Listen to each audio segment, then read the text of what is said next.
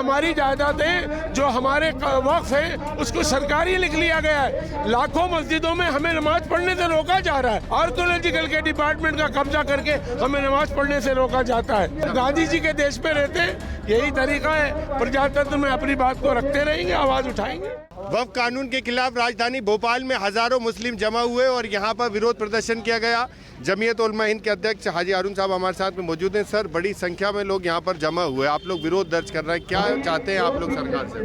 भाई, भारत सरकार जो अमेंडमेंट लाई है हमको ये लगता है कि हमारे लिए नुकसानदेह, तो इस पर पुनर्विचार करना चाहिए। आपको क्या लगता है कि क्या नुकसानदेह इस कानून के अंदर? भाई, हमारी जायदादें जो हमारे वक्फ है उसको सरकारी लिख लिया गया है। लाखों मस्जिदों में हमें नमाज पढ़ने से रोका जा रहा है। क्या कोई भारत में एक मंदिर इसमें पूजा नहीं की जा रही हो? लेकिन हमारी बहुत सारी मस्जिदों में आर्कियोलॉजिकल के डिपार्टमेंट का कब्जा करके हमें नमाज पढ़ने से रोका जाता है। हमारी मस्जिदें हमें दी जाना चाहिए। क्या करेंगे इसको लेकर आप लोग अगला हम गांधी जी के देश में रहते यही तरीका है। प्रजातंत्र में अपनी बात को रखते रहेंगे, आवाज उठाएंगे। आगे क्या करेंगे? आगे करेंगे जो कर रहे हैं। जमहूरियत है, गांधी जी का देश है। हमने अंग्रेजों को भगाया, इनको भी भगाएंगे।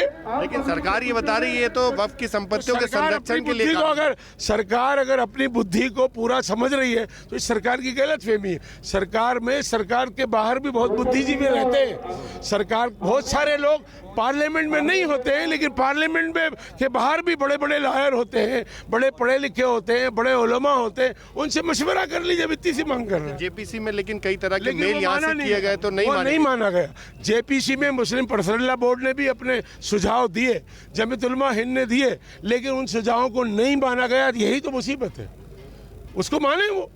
अब भाई, अमेंडमेंट तो होते रहे, ये कानून को नया नहीं बना। अंग्रेजों के ज़माने में भी था, 1954 में भी था।